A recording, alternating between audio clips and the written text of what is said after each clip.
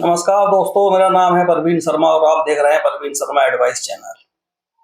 दोस्तों, आज हम बात करेंगे बैंक और एनबीएफसी कंपनी के जो रिकवरी एजेंट होते हैं, जिनको जो मेरी निगाह में पालतू कुत्तों से या खुजली वाले कुत्तों से कम नहीं है।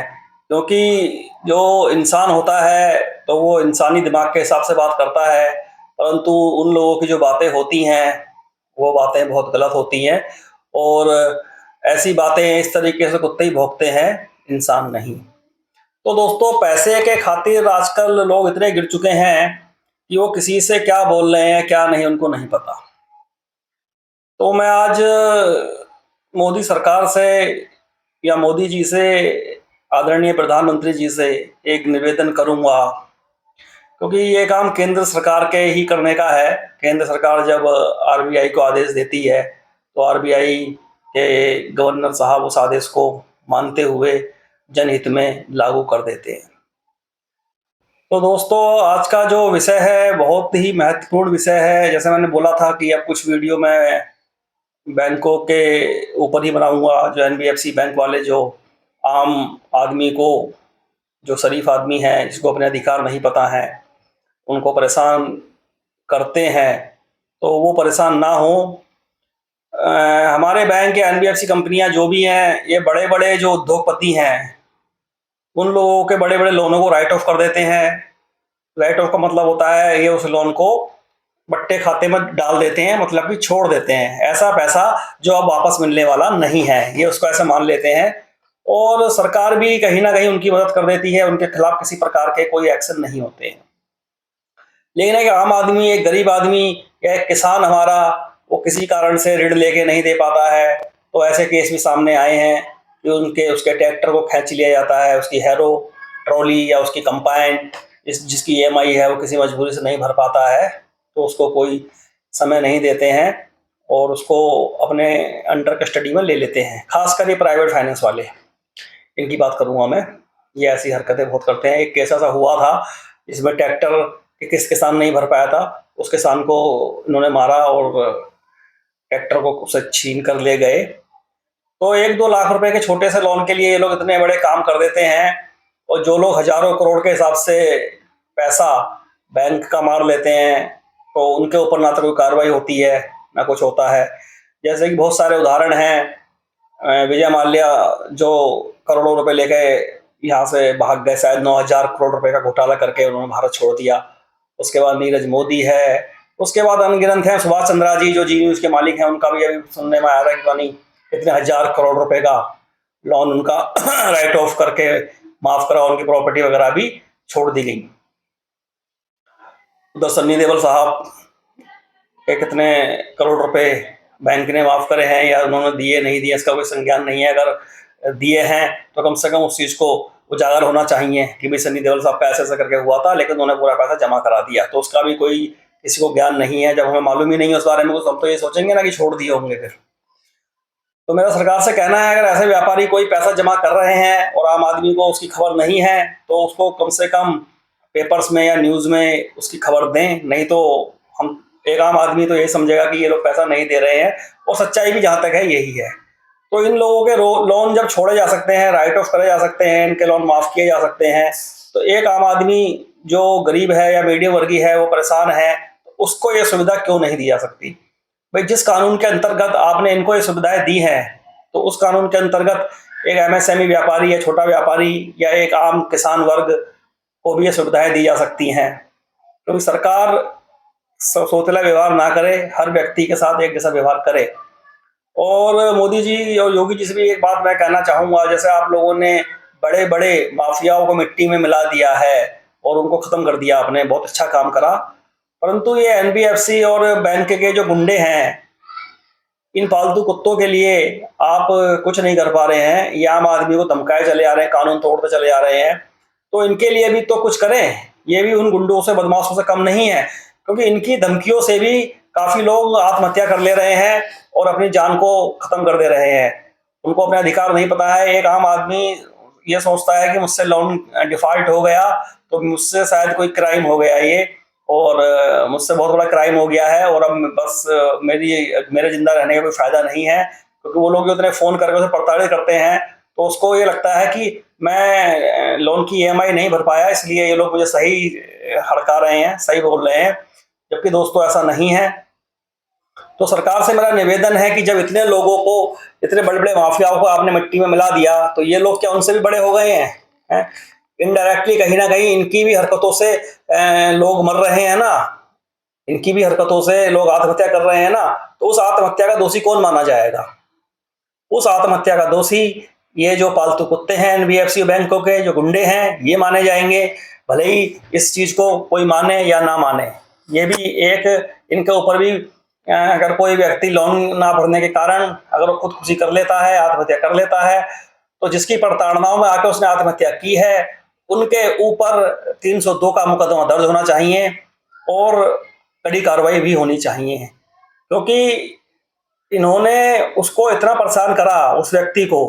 जैसे जब से मैंने महाराष्ट्र में बताया था एक व्यक्ति ने आत्महत्या कर ली थी, तब से वो न्यूज़ देख के मेरा दिल बहुत रोया, बहुत परेशान हुआ।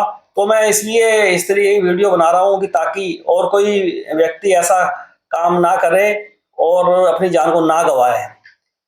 नहीं तो दोस्तों इस प्रकार की वीडियो बनाने का मेरा कोई ध्यान नहीं था, परंतु मेरे को मेरी मजबूरी हो गई, क्योंकि वो चीज़ देखकर मुझे बहुत दुख पहुंचा। मैंने कहा एक आम आदमी को अपना अधिकार नहीं पता है, जबकि आजकल सोशल मीडिया का ज़माना है, सब कुछ है, हर आदमी को मालूम होना चाहिए। तो ऐसे हालातों में भी एक व्यक्ति ने जो जिसने भी जान गंवा दी है, तो वो बिल्कुल उनको ऐसा नहीं करना चाहिए था। और चलो अब जो लोग ऐसा कर चुके हैं उनके परिवार को सरकार देखे।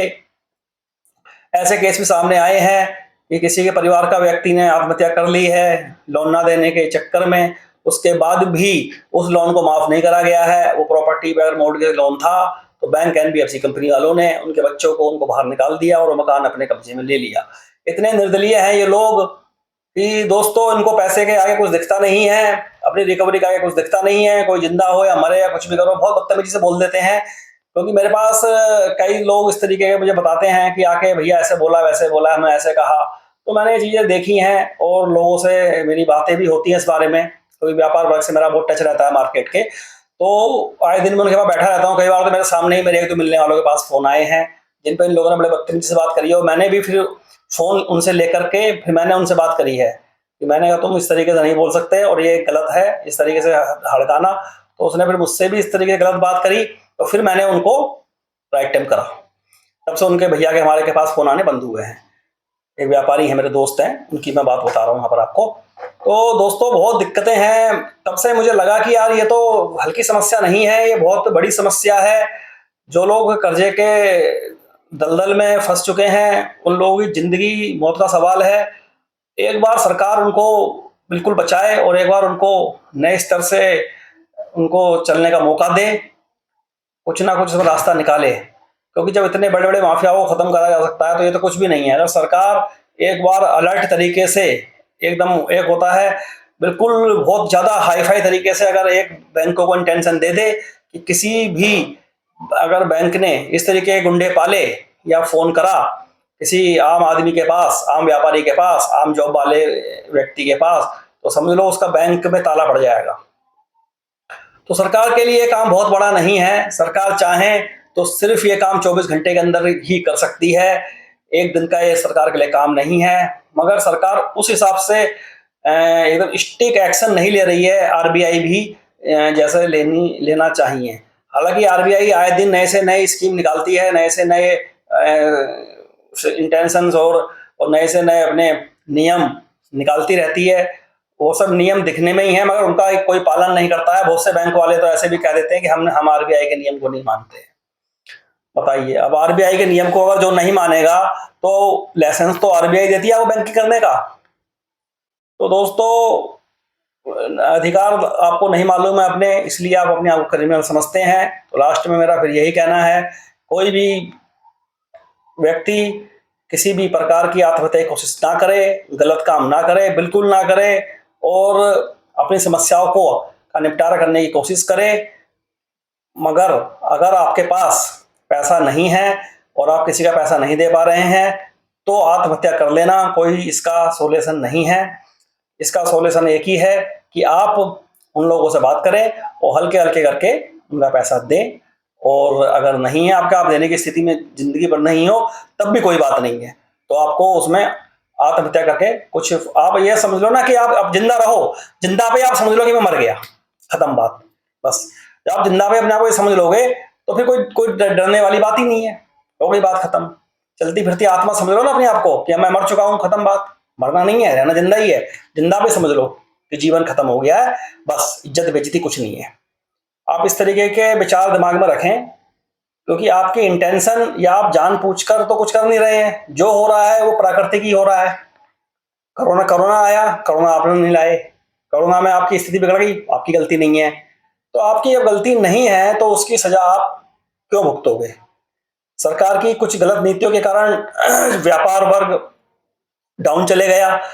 सरकार को भी नहीं मालूम होगा कि हम इस तरीके की जीएसटी या इस तरीके के जो इतने सारे टोल रास्ते में लगा देंगे तो व्यापारी वर्ग या ट्रांसपोर्टेशन वर्ग डाउन चले जाएगा। तो बहुत सारी ऐसी स्कीम सरकार कई बार ले आती है जिस स्कीम को सरकार को प्रैक्टिकली भी नहीं पता होता कि बाद में इसका इफेक्ट क्या आएगा।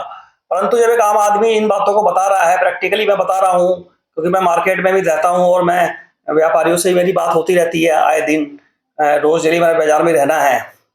तो जब एक आम आदमी ऐसी वीडियो बना के डाले तो उस वीडियो पर सरकार ध्यान दे, क्योंकि सरकार को बहुत छोटी छोटी बातों को नहीं पता होता है, क्योंकि वो लोग तो ऊपर बैठे, उन्हें क्या मालूम। तो कोई भी स्कीम लगाते हैं तो ये विचार करके लगाते हैं कि इससे आम आदमी को बहुत फायदा मिलेगा, लेकिन प्रैक्टिकल और ही होता है।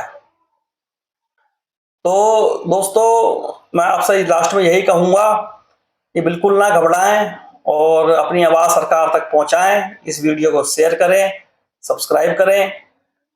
ये शेयर सब्सक्राइब लाइक करने को मैं इसलिए नहीं कह रहा हूँ कि मुझे यूट्यूब पे हिट होना है या मेरे बहुत इसमें कोई मेरा पैसा आ जाएंगे, वो कोई दिक्कत नहीं है। मैं अपने दो रोटी खाता हूँ बढ़िया करके, कोई टेंशन नहीं है। मेरा व्यापार अपने काम धंधे के लिए ठीक है, मैं कोई परेशानी में नहीं हूँ ना कुछ हूँ, लेकिन मैं आम आदमी की परेशानी को भी अपनी परेशानी मानता हूँ। तो इसलिए मैं इस वीडियो को बना रहा हूँ, क्योंकि मैं उस एहसास को समझ रहा हूँ जिस आदमी के साथ वो घटना घटती है, कोई जिसके साथ गुजरती है वही जानता है। दूसरे लोग तो उस बात को नहीं समझते हैं, खाली एहसास करके देखे व्यक्ति। तो बहुत से घर मैंने ऐसे देखे हैं जो अपने बच्चों की पढ़ाई लिखाई तक नहीं करा पा रहे हैं, अपना व्यापार या फिर नौकरी चले जाने के चक्कर में। तो वो बैंकों की किस्तें कहाँ से देंगे? जो बच्चा अपना नहीं पढ़ा पा रहा है अच्छे स्कूल में, अपने बच्चों के खर्चे पूरे नहीं कर पा रहा है, अपने अपने परिवार के लिए वो जो डेली के खर्चे हैं वो पूरे नहीं कर पा रहा है, तो ऐसे व्यक्ति को तो भाई राहत मिलनी चाहिए। मिलनी चाहिए या नहीं मिलनी चाहिए? आप ही बताओ, कमेंट में बताना कि मिलनी चाहिए या नहीं। तो दोस्तों कम से कम ऐसे लोगों को तो दो हैं। तो अगर हमारे देश में अशिक्षा के बिना को बच्चा रह जाता है, और दूसरी बात मैं और कहूँगा, जो मीडियम परिवार है, गरीब परिवार बच्चे सरकारी स्कूलों में पढ़ते हैं, तो उन स्कूलों की व्यवस्था को सुधारें। मैं तो देखता हूँ जो टीचर्स लोग हैं उनकी ड्यूटियाँ यहाँ वहाँ लगती रहती हैं, तो बच्चों को पढ़ाएंगे कब? उन स्कूलों में पढ़ाई की बहुत दिक्कत है, उन स्कूलों को बिल्कुल सही करें, और ताकि एक गरीब घर का बच्चा भी सरकारी स्कूल में भले ही पढ़े लेकिन वो भी एक अच्छी शिक्षा ग्रहण कर सके। तो इस पर भी ध्यान दें। दो तीन चीजें हैं जो सरकार को बहुत ही स्ट्रिक्ट करके ध्यान देना चाहिए। सिर्फ हमें और गुंडे बदमाशों के साथ साथ ये चीजें भी हमको खत्म करनी है, तो जब ये चीज खत्म होंगी तो देश के अंदर गुंडे बदमाश भी खत्म होते चले जाएंगे और एक आम आदमी चैन की सांस ले पाएगा। ठीक है दोस्तों, वीडियो बहुत लंबी हो जाएगी और काफी समय हो चुका है, और आप लोगों से मेरी रिक्वेस्ट है कोई गलत कदम ना उठाएं और सरकार से अपनी गुहार लगाएं दोस्तों, और इस वीडियो को शेयर और लाइक कर दें। नमस्कार।